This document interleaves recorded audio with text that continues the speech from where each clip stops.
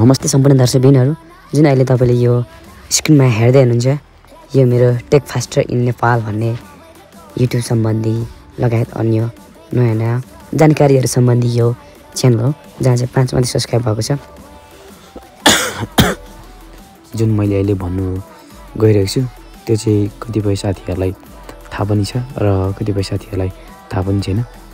त्यो कुरा म आज तपाईलाई भन्नु गइरहेको छु। तपाई हामीले धेरैले भिडियो त अपलोड गर्छौं तर कसरी अपलोड गर्ने धेरै भिडियो चाहिँ भन्ने म तपाईहरुलाई सिकाउन गइरहेको छु।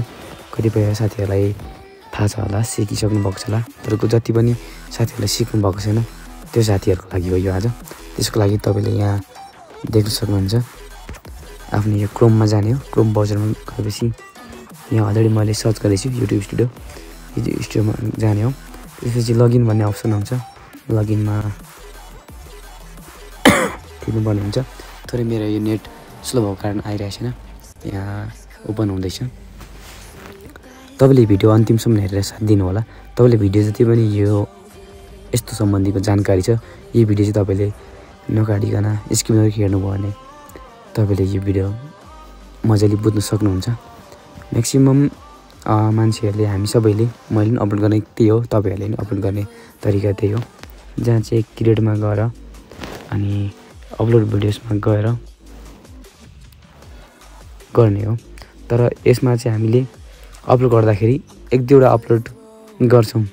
जस्तै म तपाईलाई देखाउन गइरहेछु।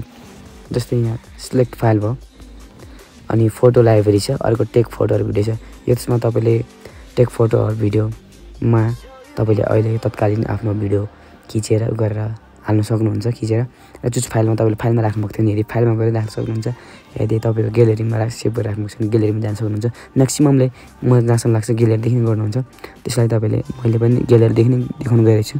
तपाईले ग्यालरीमा गएर अपलोड गर्न सक्नुहुन्छ।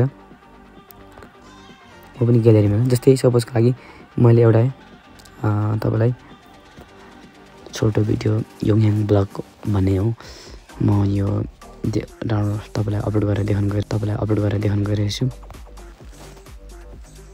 जस्तै तपाईले यहाँ यस्तो पछि सेभ लिस्ट अनलिस्टेड गर्नु पर्ने हुन्छ। तपाईले जति पनि त्यहाँनिर टाइटल डिस्क्रिप्सन ट्याग लगाइसक्नुहुन्छ थम्ब लगाइसक्नुहुन्छ। त्यसपछि तपाईको फुल्ली भिडियो रेडी भइसकेपछि तपाईले पब्लिक गर्नुपर्ने हुन्छ। तपाईले अगाडि नै पब्लिक गर्नुभयो भने तपाईले फेरि त्यो भिडियोलाई एडिट गर्नुपर्ने हुन्छ। एडिट गर्नु सक्नुहुन्न त्यसैले तपाईले अनलिस्टेडमा राखेर यसलाई सेभ गर्नुपर्ने हुन्छ र एडिट गरेर लास्टमा फाइनलमा तपाईले टाइम सेड्युलमा गएर पब्लिक गर्न सक्नुहुन्छ। यो तरिकाले तपाईले एउटा मात्रै भिडियो अपलोड गर्न सक्नुहुन्छ। र तपाईले अब धेरै भिडियो चाहिँ कसरी अपलोड गर्ने एकैचोटी भने म सिकाउन गइरहेको छु। खास आज मैले भिडियो बनाउन खोजेको पनि धेरै भिडियो चाहिँ एकैचोटी कसरी अपलोड गर्ने भन्ने कुरा हो। त्यो तपाईलाई म यहाँ सिकाउन गइरहेको छु। त्यसको लागि तपाईले जति पनि भिडियो छ त्यसलाई यो तरिकाले क्लिक गरेर मैले सबैको लागि 3टा क्लिक गरिसकेको छु। क्लिक गरेर एडमा जानुपर्ने हुन्छ। र तपाईले देख्न सक्नुहुन्छ मेरो यहाँ अहिले 100% भएको छ। लास्टको 5% 10%। यो तरिकाले तपाईले एकैचोटी धेरै भिडियो अपलोड गर्न सक्नुहुन्छ। आजको मेन भिडियोमा मैले बताउने र तपाईलाई सिकाउन खोजेको यही कुरा हो।